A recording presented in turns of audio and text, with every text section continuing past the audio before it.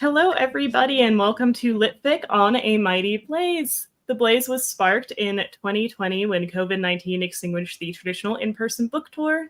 Our New York Times bestselling authors and co-founders Jenna Blum and Carolyn Levitt joined forces to promote books coming out. So I'm Bo Ellis. I am the meta social media director of The Blaze, a writer myself, and also a producer here. This week we have the amazing author Brittany Means, who wrote Hell If We Don't Change Our Ways, published by Zibby Books.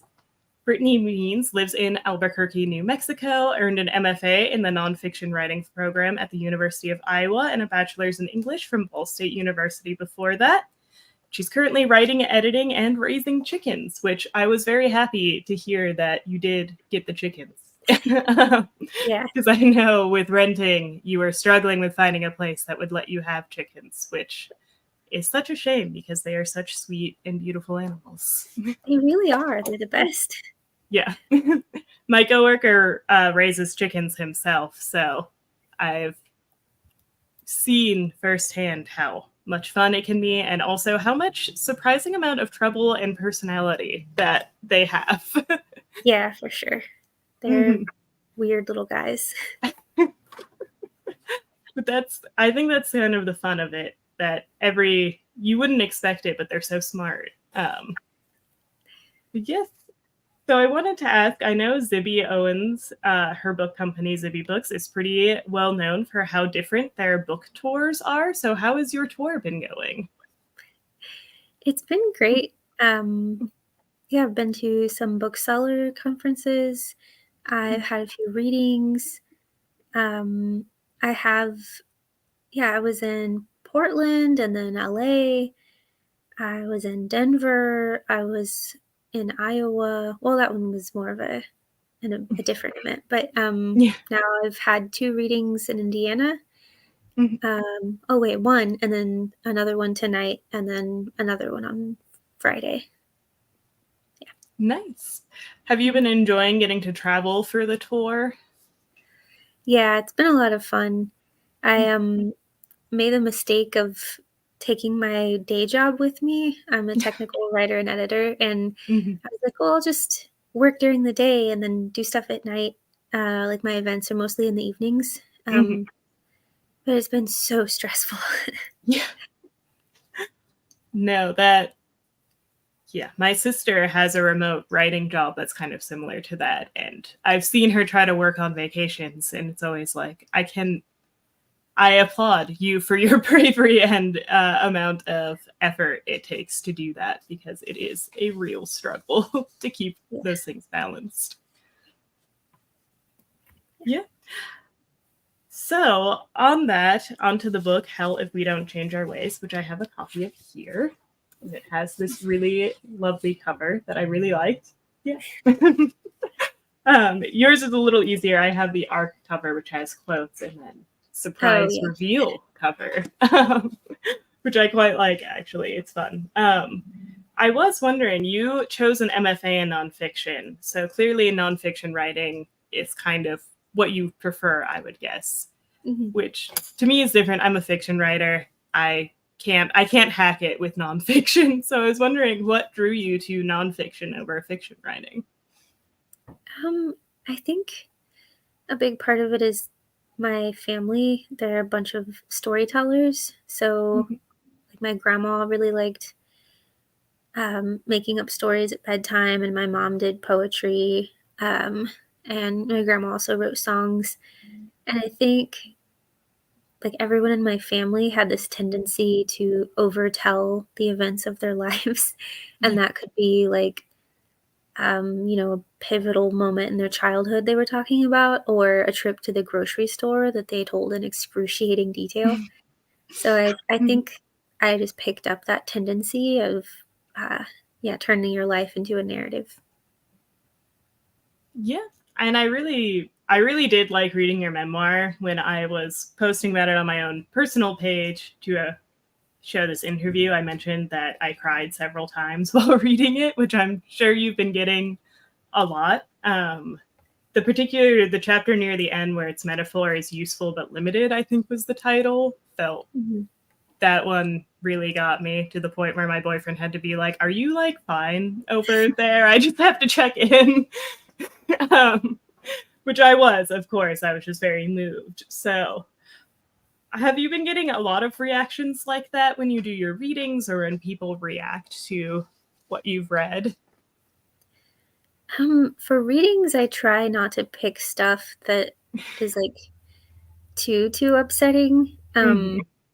Especially here in Indiana, it's a lot of people I know, and I like don't want to make my Aunt Ginger cry. But yeah, it's people come up to me after events and want to talk, and sometimes it's about stuff in their own life that the book reminded them of, or moments that they were really emotional about. And it's like, of course, overwhelming because it's all very emotional, but I also feel really honored that people want to share it with me and go there with me. And I think that is kind of the beautiful thing about nonfiction is that it is telling these stories that maybe make it easier for other people to understand what may have happened to them, or just maybe just feel a little less alone, like, oh hey, somebody else who went through this thing, even though, we all hope as few people have the same bad experiences as us. It is a little nice to feel less alone. Yeah, definitely.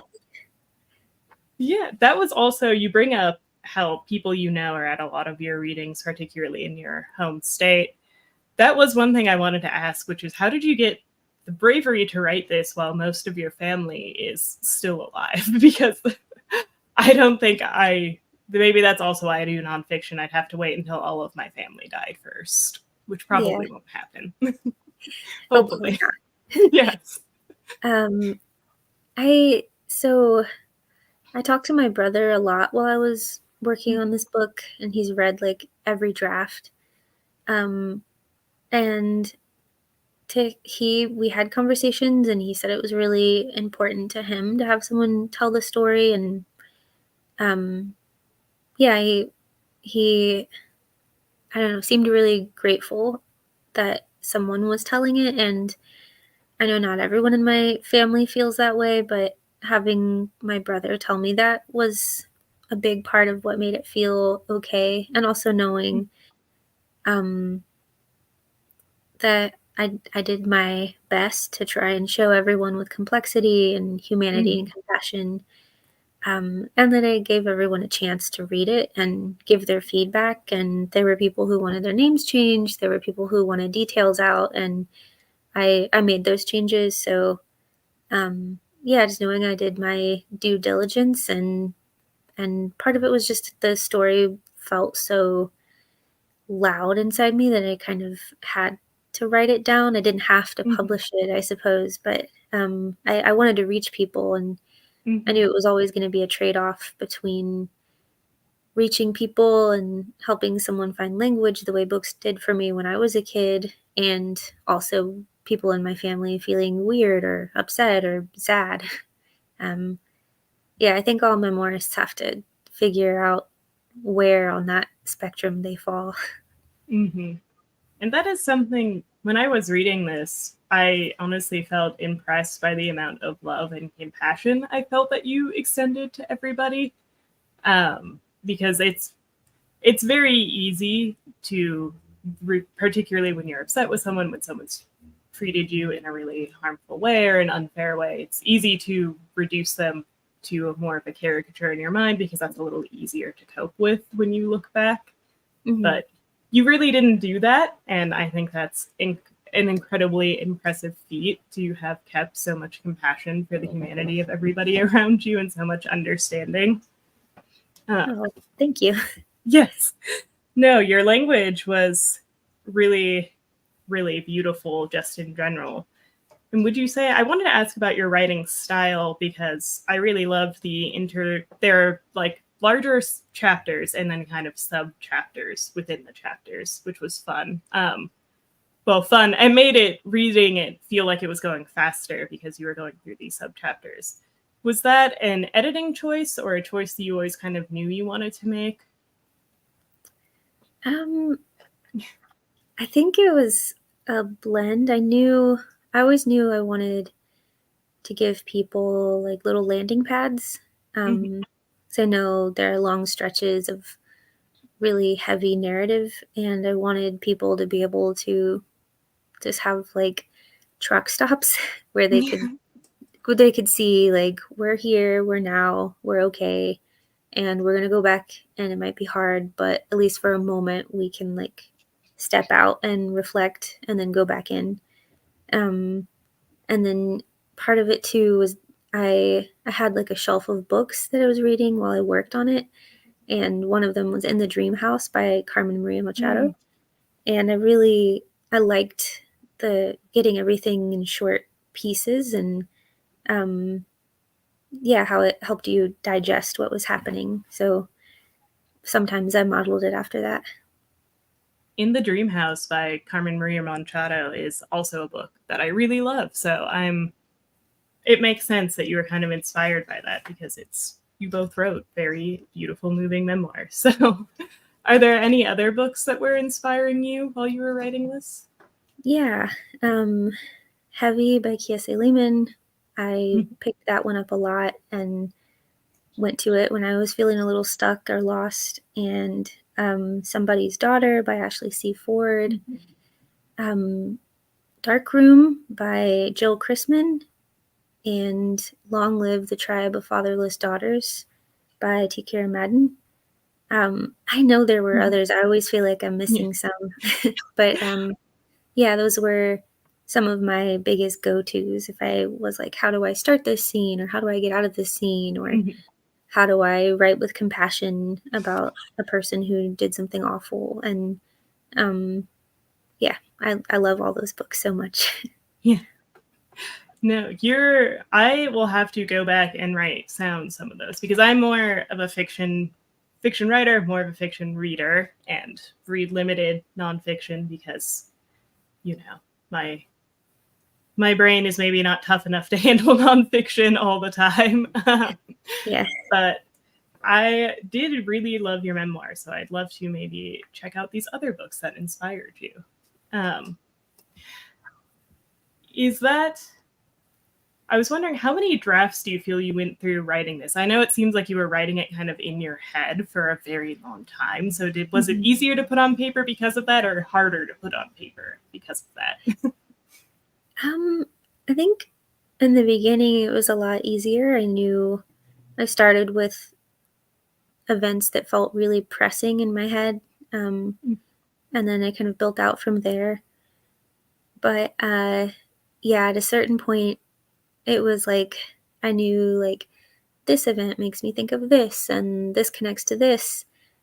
And it started to kind of butt up against the structure I was trying to build.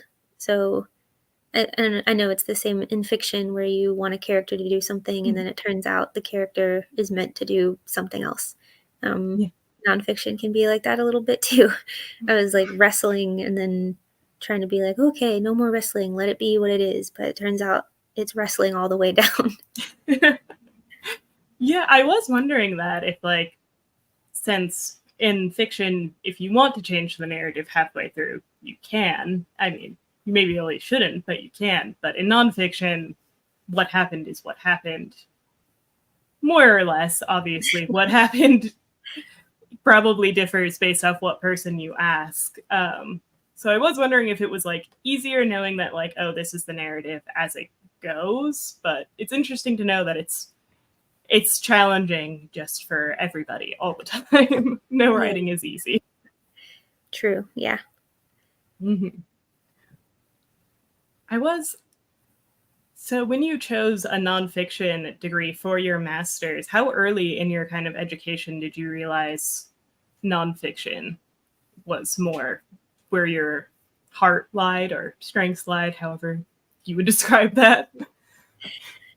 Um, I mostly wrote poetry when I first went to college, but I took a nonfiction writing class with Jill Chrisman, who wrote Dark Room, one of the books that I Mhm. referenced a lot. Um, and she was the person who took me aside and was like, "You're a writer," like with a capital W. um, and I don't know, like, to me, I was just telling the stories I was telling because I needed to process them. I didn't really think of it on those terms at the time, but, yeah, having someone give me that kind of affirmation and tell me that I was on the right path and to keep following it, that was really where I started more purposefully writing nonfiction essays, and then, got the idea to apply for nonfiction in grad school. So shout out to Jill Chrisman. That's really great. It's always nice when you get those moments of somebody just directly being like, no, you are good at this, because I think it's so easy, particularly with creative pursuits, to doubt yourself or compare yourself to other people who are also wonderful. But I know I've read things and been like, man, maybe I am not a very good writer, because I don't think I ever could have written something like this, which is true because I'm not that person and never could have written it like them. Just like nobody can write things like how I write things. It's how I try to keep it in perspective anyway. Yeah. Yeah. I was also wondering, the developmental process when it comes to having an editor, getting your book published. I understand a little how it works with fiction writing, but with memoir writing, they can't exactly be like, well, I don't like this point in the narrative. Can you change it? Is it just that they'll suggest you reframe how you're telling it, or maybe move it to a different place in the memoir? Yeah, there are parts in the book now that were in completely different places, or things that were combined, which is weird in memoir because, like, parts about my Aunt Ginger and her husband, and when I was living with them, there were like 2 long sections about different times I stayed with them, and they kind of got smushed into one, just because it made more sense in the structure. And yeah, it was a little weird sometimes just because memory is already weird, and then writing your memories out is a whole situation. So then, like, smushing memories together and changing names and changing details for privacy, yeah, it started to get a little freaky. I was like, what do I actually remember? Yeah, I can see how that, because you're trying to unspool.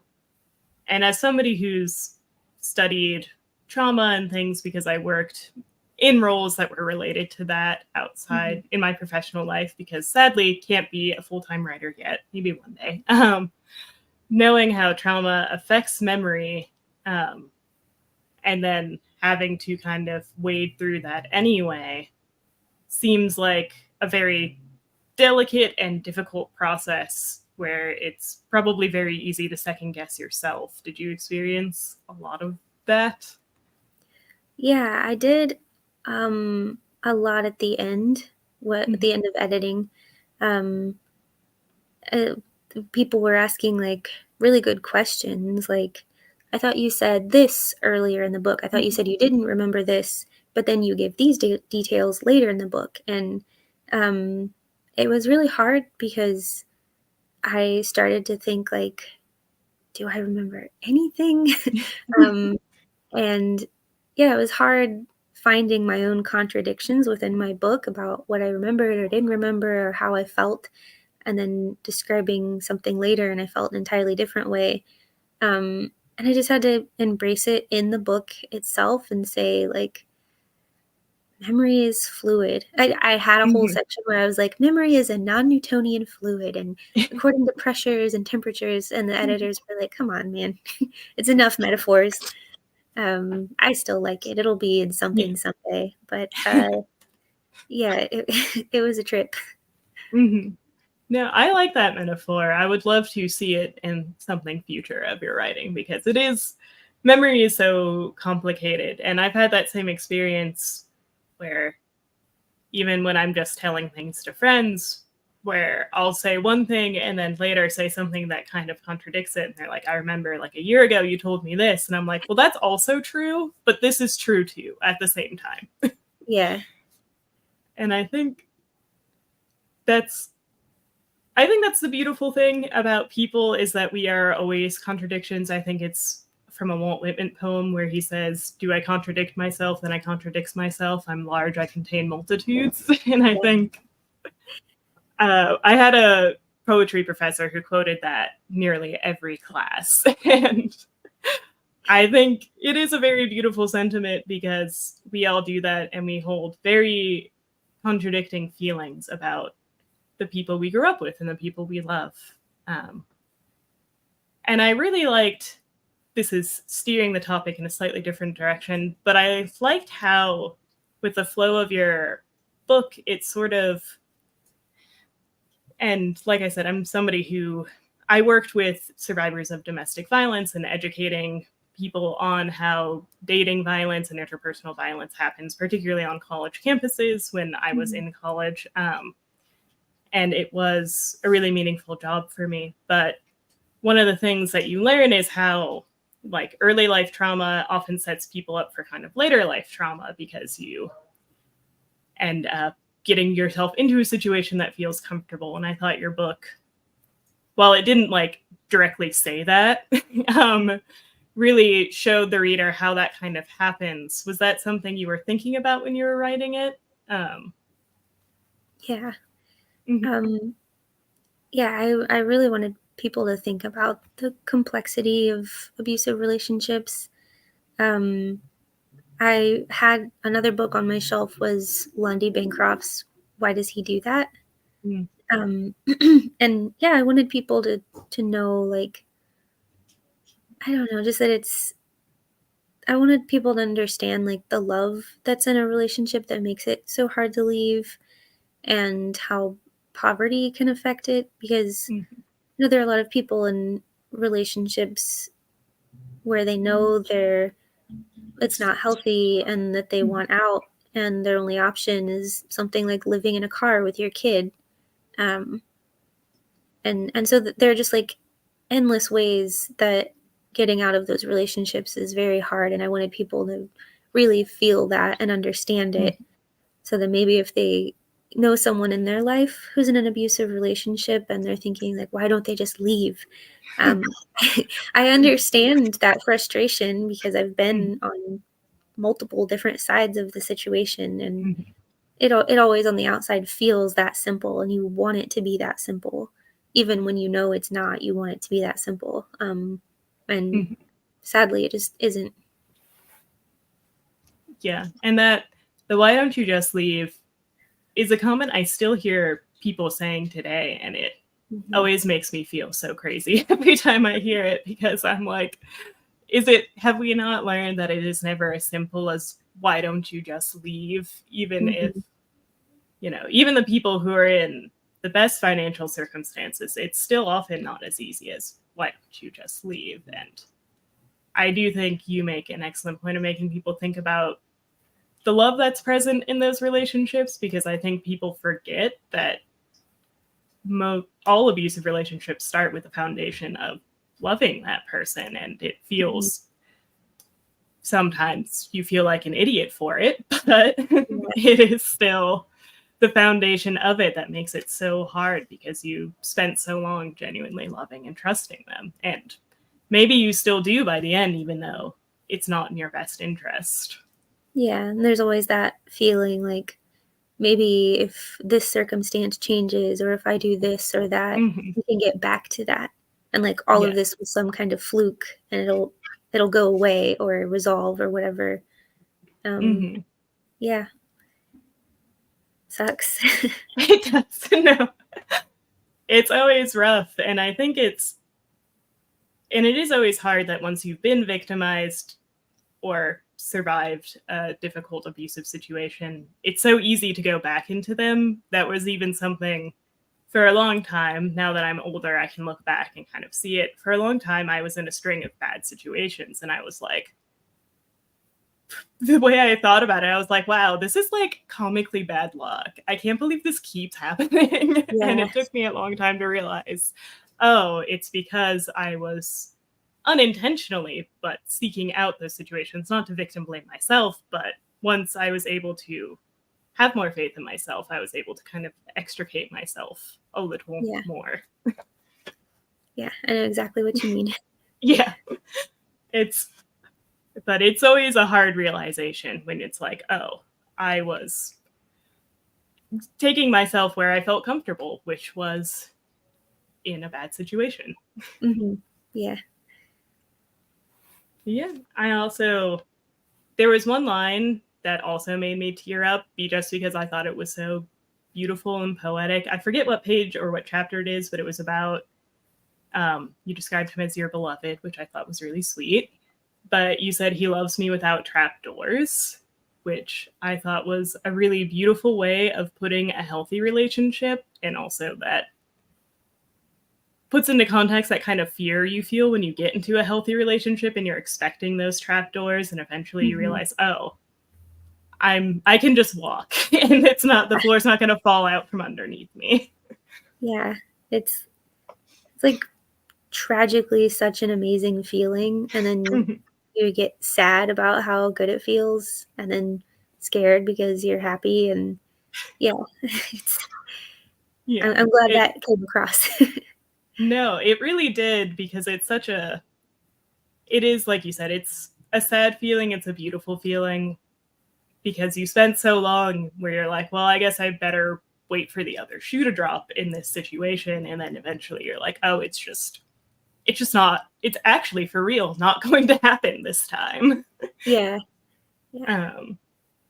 Which is a lovely and terrifying feeling.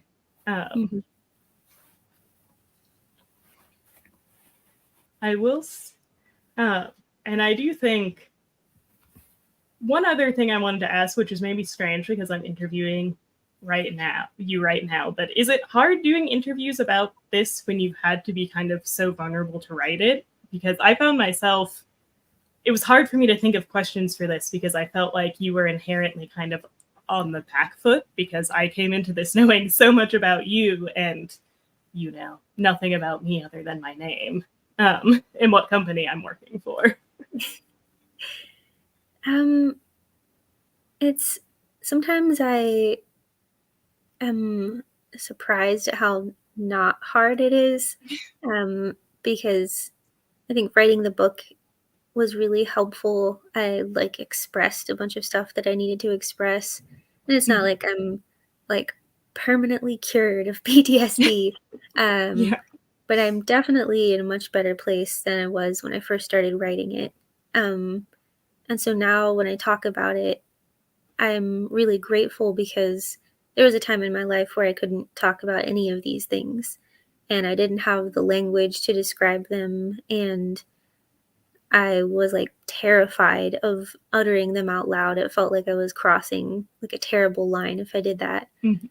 And so now the fact that I can just have a conversation with someone after meeting them for the first time about all of this stuff that was like forbidden, cursed words when I was a teenager or a young adult. Yeah, I try to reflect on that sometimes. Like, it just feels good to talk about it now, and it feels good knowing that there are people who might connect with it and find their own language the way I did with books when I was a kid. So yeah, it's no worries. I'm having a blast. That's good. That is good to know. And I do think that what you're saying about books helping you find language is such an important and really true thing that, and you kind of address this in your book, how when you were younger, you didn't quite realize the way you were living was unusual because it's just the way you were living. And that I think a lot of people are as kids, the way you've always lived is literally the way you've always lived. You have no idea how other people live except maybe via TV. Maybe it's different now when you're a kid and everybody's got like a smartphone by the age of 5. Maybe they're a little more aware. I don't know. But I think books like this are so helpful for that reason, because some people have justified every bad thing that's happened to them as like, it's okay, or it was something I did, or it is what it is. And reading this might help them say, that was actually not okay that was happening. Yeah. I hope so. Yeah. And I think that's a really impressive and beautiful thing, to have your book in the world and have it have the power to do that. So And like I said, I really enjoyed reading it. I think this is something I saw in a lot of your press quotes as well, that it is hard to read at some points, which is why I think also all those chapter breaks help, because if you need to take a break, you've built in easy places where you can kind of say, okay, I will come back to this in just a moment when I am able to. So thank you for setting it up that way. Yeah, no problem. Are you working on anything next, if you're allowed to discuss that? Yeah. Currently working on a book that's kind of about stigmata and about there is not really like a Protestant stigmata, but I've been thinking a lot about how people in my family didn't really get the healthcare they needed because of their faith, and also the way their faith manifests through their mental health and physical health. Yeah, it's complicated. It'll work better as a book than a pitch. No, that is really fascinating to me, because the Christian element of your story was very interesting to read. I grew up never going to church. The last time I was in a church for like a religious ceremony is when I was baptized as a baby. So it's been a second. So it's always interesting for me to read this. And I grew up and still live in Omaha, Nebraska, which is quite a waspy area. So it was a thing that made me, I was not super popular growing up for many reasons. I could relate to how you were like, people just think I'm a freak when I'm trying really, really hard. And that was one of the reasons, was that I was, all these people went to church together and I did not. And I'm personally grateful for that, but it was difficult at the time. So that actually sounds incredibly fascinating to me. And I did think that was a really interesting element of your story, like with your grandmother, how she would kind of pray for healing and it seemed like hurt herself, demonstrating that it worked when it had not actually worked.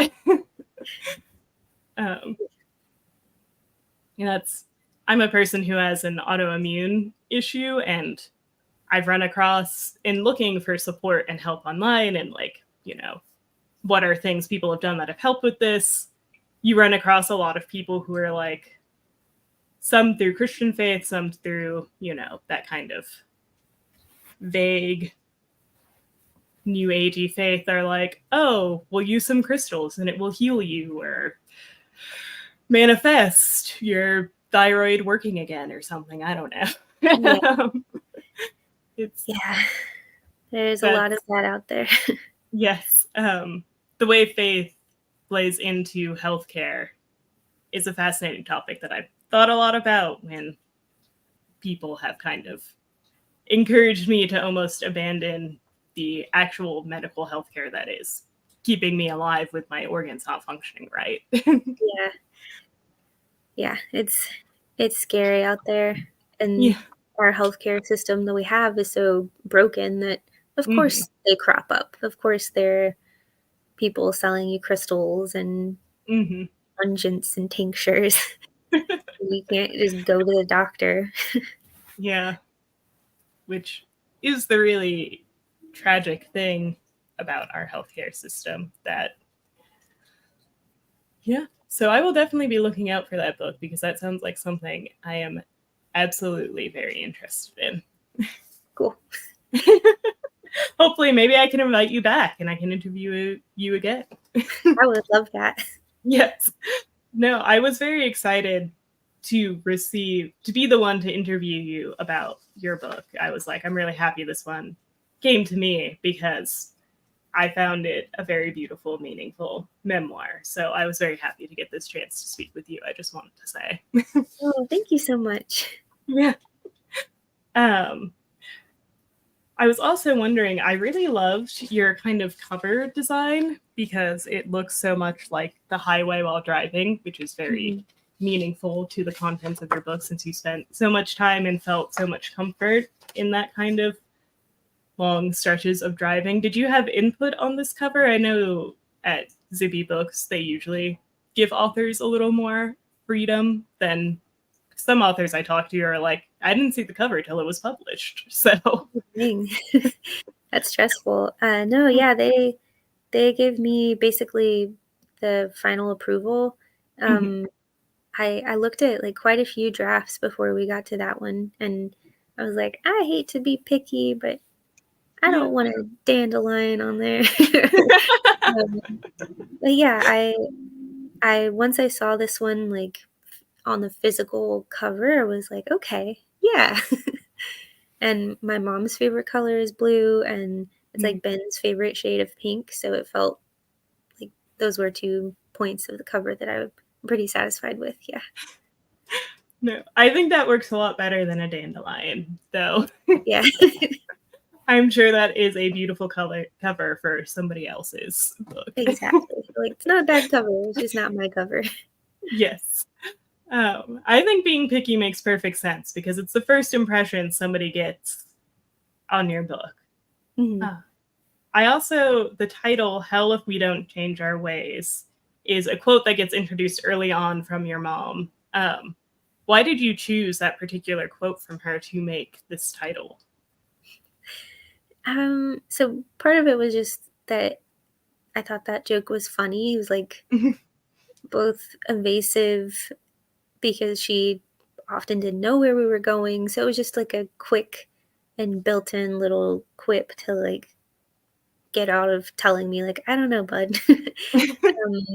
But then also like being raised in a super religious community, I always thought like there was something about me that I needed to change or there's something wrong with me. And then as I was writing the book and really seeing like the exact map of like my grandpa had a tyrant as a father, and then he kind of turned into a tyrant, and then I saw some of his angrier tendencies come out in people who were of my mom's generation. And yeah, to me it was like hell if we don't change our ways, like hell if we don't break out of this cycle that we keep perpetuating on each other. So yeah, I was trying to capture a few things. No, I think it does a really good job, and it's also kind of very eye-catching title. I also love titles that are full sentences, so I really like it for that reason. Would you say your writing style has changed a lot over time as you started on your writing journey? Obviously, it changed from poetry more to nonfiction, essay, and memoir writing. Yeah. But yeah, it's changed quite a bit. Like I have a bunch of early drafts, and it's been exciting seeing how I've like settled into my writing style because like I come from a background of hillbillies, and I'm like I'm I've gone to school. I have an MFA, but I'm never gonna be like a hoity-toity poet in breeches, I'm just not like an especially fancy person. I am what I am, in the words of Popeye. And so yeah, I think I really settled into like just being comfortable that my sentences aren't always like perfectly structured or like grammatically correct. Sometimes they're fragments, sometimes they go on and on. And yeah, I strayed away from that for a long time because I was a little embarrassed like of my background, and sometimes that I maybe sounded like a goober, but I think I just am a goober and I had to own it a little bit, and now I'm more comfortable. And I think that's for the best. I personally am somebody who also loves a lot of people who identify as goobers. So Yeah. I think it's beautiful to always let that side of yourself show. Thank you. Yeah. As we're kind of winding to the end of this interview, I always like to ask this question, which is there anything that I didn't ask you that I should have or that you would have liked to bring up?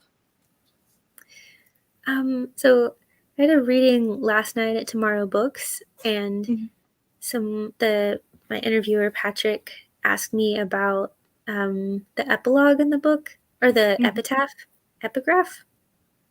No one's quite sure. Yeah.